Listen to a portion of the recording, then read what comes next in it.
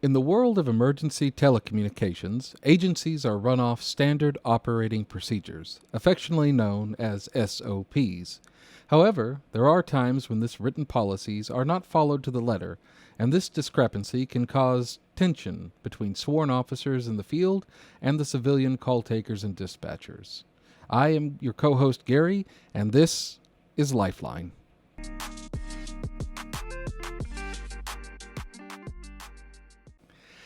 Thank you for joining us on another episode of Lifeline 911. I'm your co host, Gary, and with me today, of course, is Erica.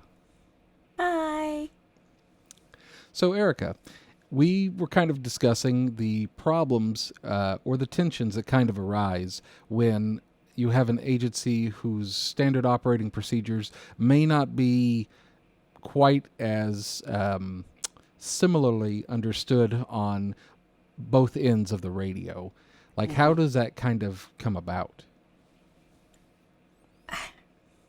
That is an excellent question, and it is. I have found through my career that it is a universal question. I think I'm going to start by saying, like our agency, I think most agencies have a civilian and a sworn side, and so I like to call them checks and balances. And I think that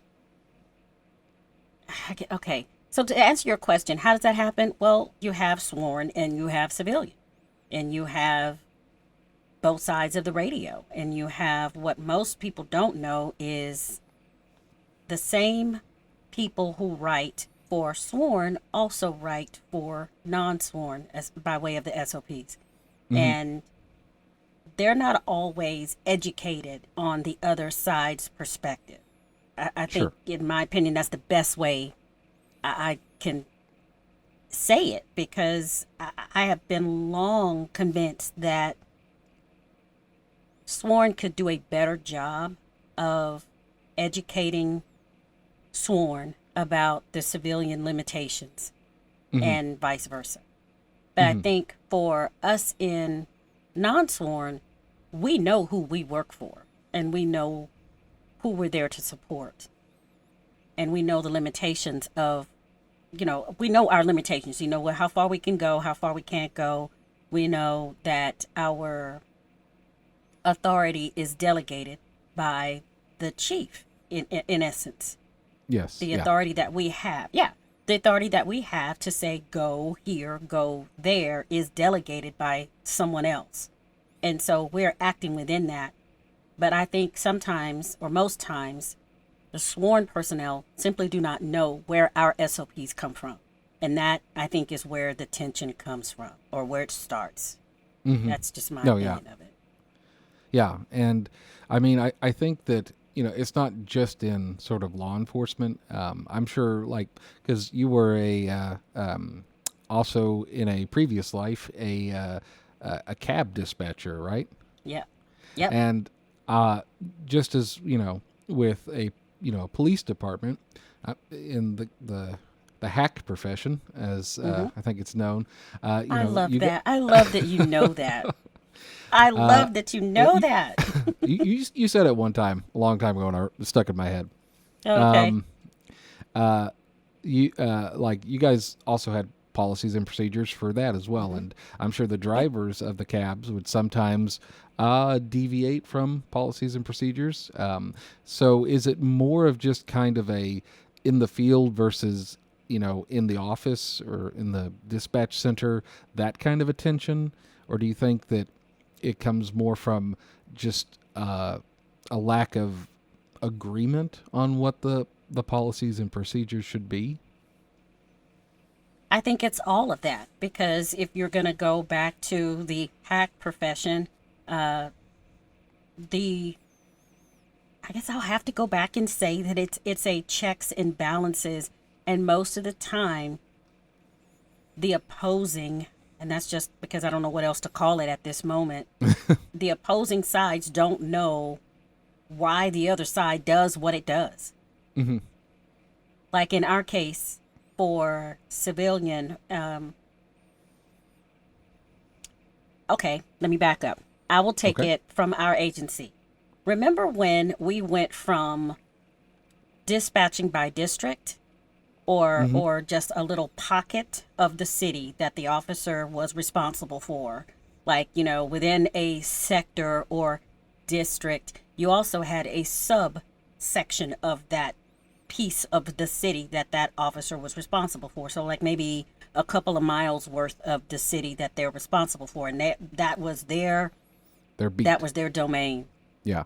They took care of the calls that came out in that pocket of the city for them, Mm-hmm. right? Well, not so terribly long ago, we moved away from that, and now we dispatch by who's closest.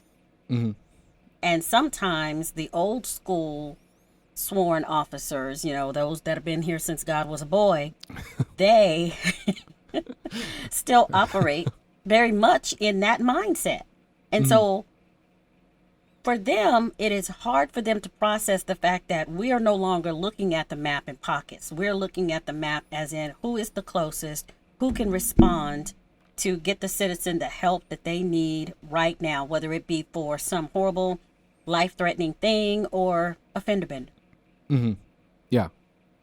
What I think most often happens is the powers that be, and I don't believe it's malicious. I think that it comes from having, you know, the thin air up there.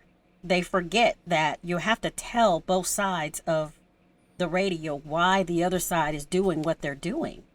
And so Mm-hmm. when that doesn't happen, you end up with frustrations. Yes. Yes. Absolutely. People just kind of doing policies in a different manner. But I think, at least from all my experience, um, those in those that are telecommunicators don't like we don't have necessarily I don't want to say we don't have a dog in the fight, but we don't have any reason for wanting to do something one way or the other. It's just what's ever written in policies and procedures, and these policies and procedures are not written by us. They're No. written by the sworn side, the the lieutenants and the commanders and the chiefs, and then given to us, or at least they're reviewed and signed off on. So we are just trying to carry out those orders as written. And I think sometimes in the field, they may feel like we're doing things just to, I don't know, screw with them. I don't know how else to put that. To aggravate them or I would even go so far as to say it just doesn't make sense to them. Mm-hmm. I was most recently in a leadership class where myself, I'm trying to think, was I the only? I do believe that I was. I believe I was oh, no. Myself and one other non-sworn individual was in the class. Mm-hmm. And all of the policies and all of the procedures and all of the things were talked about from the perspective of being sworn. And me and this other person are looking at each other going,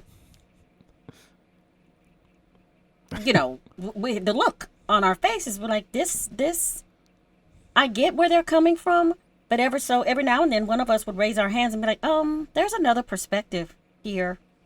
And that perspective is, I won't say I don't care that you do go to the call or that you don't go to the call. I have my marching orders, and they are to send or enter the call based on what is being told to me and my SOPs or my title codes or whatever, nature code, whatever you want to call it. Those are my parameters, and based on what is told to me, that is the call that I'm going to enter. Now, Yes. whether your SOPs say, officer, you go or don't go, or you take a report over the phone, or we don't go at all, or it's just too bad, so sad, whatever that looks like, that I don't have a dog in that fight. I'm just doing what the SOP told me to do. Right. Dispatch is the same. I dispatch based on proximity. I look at my little nifty screen and I see this cute little police car just sitting there. not doing and it's anything. not doing a thing in the world. And I'm not saying you're not doing anything. I'm saying the car's not doing anything. And my marching orders are to pair the car that is not attached to a call Mm-hmm. with a call for Yeah. service. Yeah. That's it. I don't Mm-hmm. have any other motivation in life in that moment. Is, let's see, I have a call. That is a police officer. He has a car. What shall I do? Yeah. Put your hands together and send the car out. That's just But what yeah, it like, is. yeah, because in our agency, at least on our computer aided dispatch, the CAD system, like the we can see the vehicles and they'll change color based on their status. So if they're on a call, if they're en route to a call, if they're writing a report on lunch, or if they're available, they're all different colors. So it really helps to quickly kind of just look at the screen and say, okay, I've got these resources that I can send out to this call. Let's go ahead and send them. Because Yep. like us in communications, we're not mind readers. So like one of the reasons that policy is written the way it is, if you need, like as a sworn officer, if you need time to finish something, there's a way for you to be in a status that says, I'm not available right now. You'll have to Yep. pick somebody else. And Yep. don't be surprised if you are available if you get sent to something. I mean, and again, that's not me saying that. That's what the top brass has Yeah. told me to do. And I think sometimes the human nature of things just kind of picks up, and I think that is why we have SOPs, and I think that is why the SOPs are written from, in my opinion, opposing perspectives sometimes. And that is to keep the human element out of the mix as much as possible. Because no matter, I believe that we are all in this profession to help people. I believe that we are all in this to do as much good as we can. But we're also still human beings. And at times we lose sight of the mission. Yeah. And because life has happened, I didn't get enough sleep. I'm blessed with a newborn that does not understand night and day yet. And so, things happen. And so that impacts the way that you view the job from day to day. And with all of that in the mix, you forget sometimes what the mission is, and that the mission is actually black and white. Yeah. Yeah. It In is. Times New Roman font on a piece of paper that we call the standard operating procedures. Yes. Yes. That does not take into account your mood for the day, does not take into account friendships, does not take into account, your fondness or the lack thereof for somebody that's on the other end of the radio. And so, because those things don't take into they don't take into account the human element, they're like we said, they're black and white. And the dispatcher's going to dispatch, the call taker's going to enter the call, and it has nothing to do with how we feel, or at least it shouldn't. Right. But as human beings, we sometimes forget that. Yeah.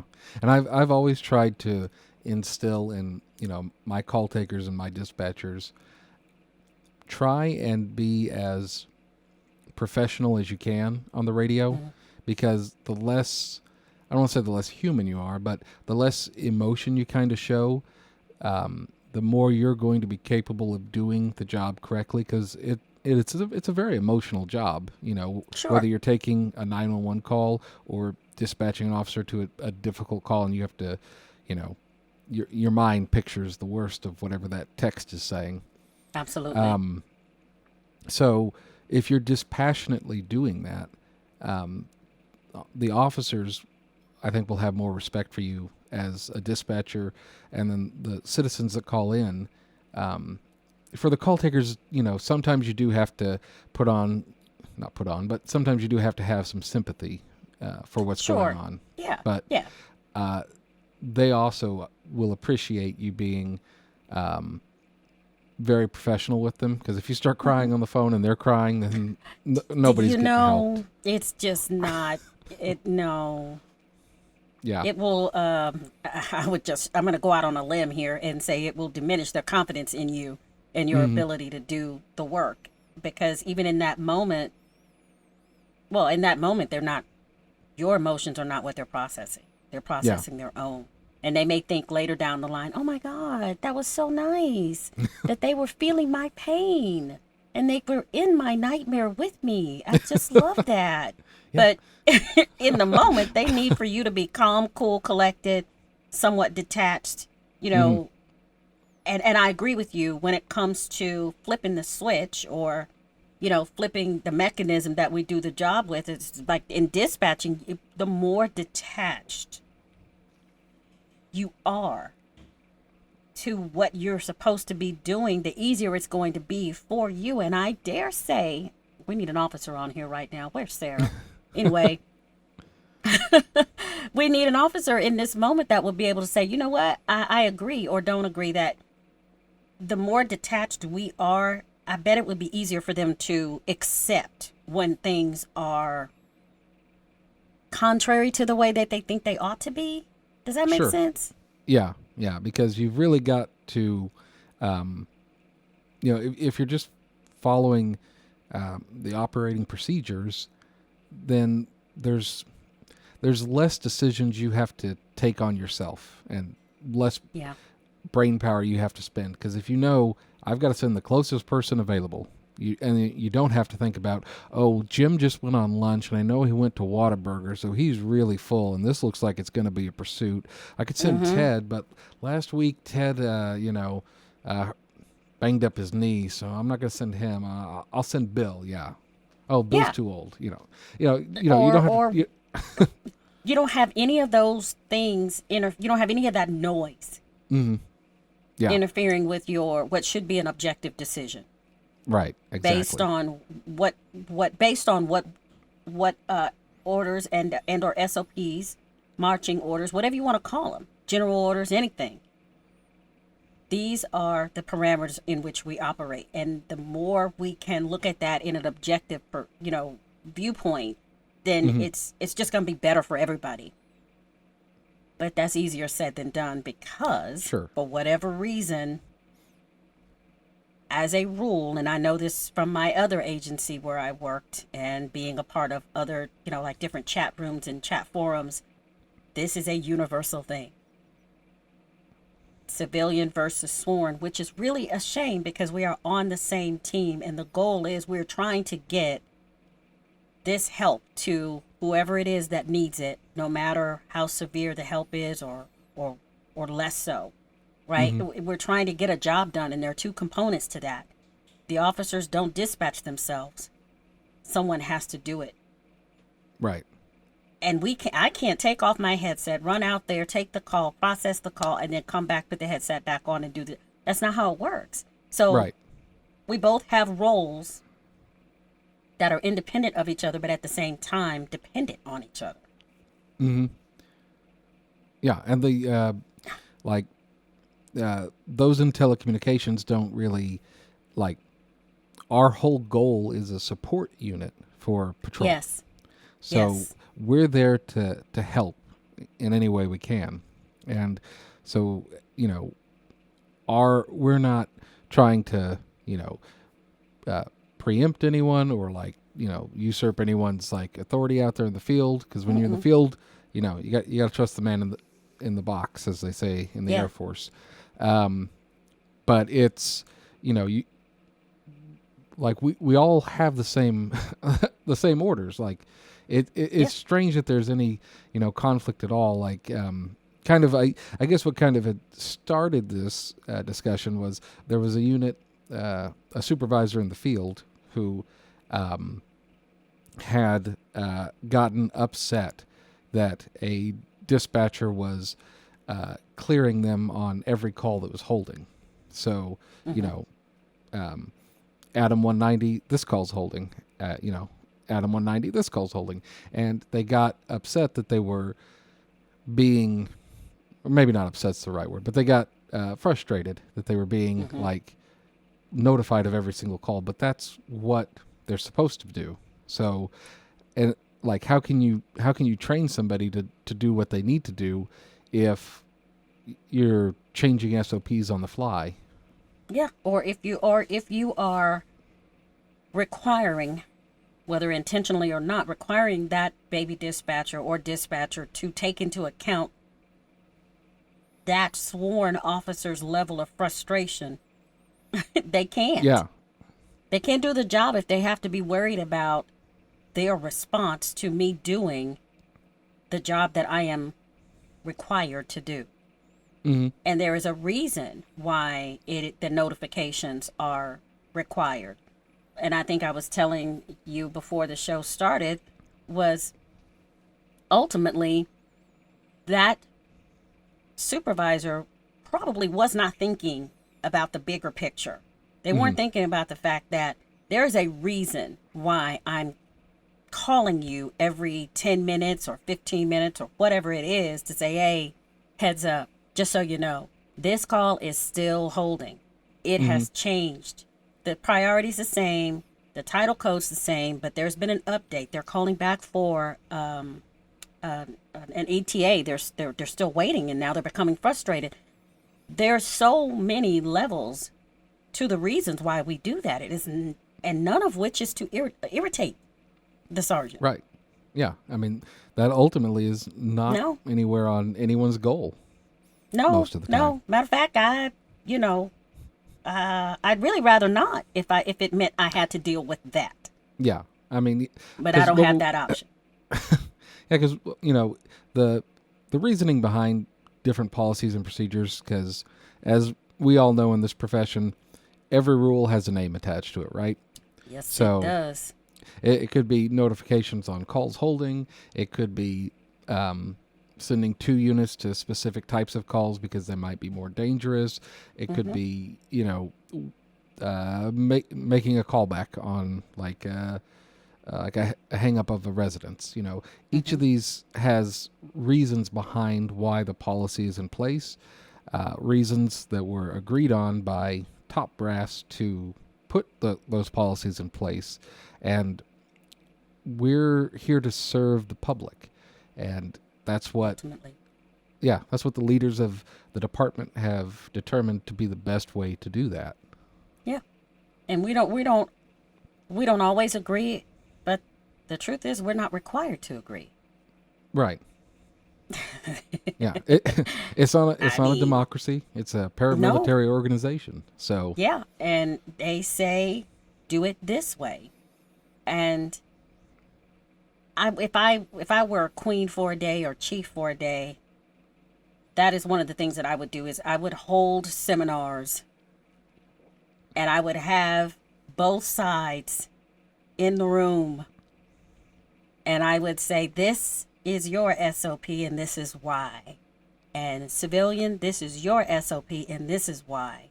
And hmm, both of them would be able to hear both sides of that why. And I think that that is a universal shortcoming. yeah. I don't want to be negative, but the truth is I wish we would do that because I think that it would go a long way to diminishing that level of frustration and misunderstanding Yeah. between the two sides of the radio that are ultimately partners to get a job done. Hmm. Yeah. Because, I just you wish know, they did that. yeah, because it's like when you have a machine, people often say they're a cog in a machine. But if Hmm. you're missing a cog, the whole machine doesn't operate. You have to have everybody, Absolutely. working together in order to keep those gears turning. Sure. Yeah. And we want professionalism and yes, you can demand and require and you can even get that professionalism out of people because you require it, right? Because there are consequences if you don't have it. But that is not a proper I don't think that's the proper motivator. I think that the best way to get that partnership mentality is by having each side know what the other is doing and why, Hmm. so that we can support each other in our mission rather than just you do what I say, you do what I say, and nobody knows why they're doing what I say. That why is so important because a lot of people will come to understand a policy or procedure if they understand the why behind it. Mm-hmm. Not necessarily that it makes it easier to do, but understanding, why, A comes before B helps Mm-hmm. you work through that so you remember it better. This is very true. And as adults, it is it is understood that we require the why. Unlike, Mm-hmm. like small children, you can tell a small child, do this because I said so. And because the sky is blue when it's actually purple, they are fine with it because they're like, okay, I don't really understand, but I'm just going to do it. Adults need the why in order for that buy in to happen. Mm-hmm. You still And can just say, do it because I said so, but it's not going to be the same. yeah, you'll get compliance, but not um, stalwart kind of. I know why I'm Hmm. doing this. Let's go marching together. So, Yeah, it, absolutely. yeah, if you were queen for a day, I think that would be a good idea to go around just to make sure everybody is on the same page. So there's not sort of that tense buildup that sometimes happens because, and I don't think either side intends for that to happen. It's just kind of, Sure. when you've got kind of a bird's eye view of, a part of a city that you're working, if you're a dispatcher, you see like where everybody's at, where all the calls are at, and it's Hmm. very obvious who to send. Whereas if you're in the field, you're on the street looking around, and suddenly you hear like, "Hey, you need to go to this call." You're like, "Oh, I'm Eye level. crap. I'm watching for this, this wanted person over here," but you didn't put yourself on a call. Right. Or out of service or, Anything. whatever that looks like, no matter what agency you're working for, there has to be something in that Mm-hmm. mix. But like you say, it put yourself on a call, whether it be what is it, a direct patrol or, a follow up, whatever that looks like for your agency, that then signals to me, the dispatcher, that one's not available. And Mm-hmm. the truth is, I, it's going to sound awful, Gary, so brace yourself. I don't Embraced. care why you're not available. I, I, I, I don't have a dog. Look, you're not looking for me or any of my family on that follow up or that directed patrol. I'm cool. Yeah. Just It just means you're not available for me to send when this horrible event pops up 2 feet away. 2 feet on my map, which is only Mm-hmm. about 6 blocks away from you. That's all that means.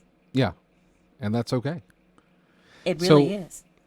aside from kind of going around and getting that buy-in, having both sides in the room and kind of talking about why policies and procedures are good, I think another thing that's really really helpful is having ride-alongs, both from the telecommunicator Yes. side to the sworn side, and also having the sworn side come in and observe, the 911 call takers and the dispatchers, because that helps not only kind of put a face to a voice, but it also Sure. helps understand why things are kind of working out in the center the way they are.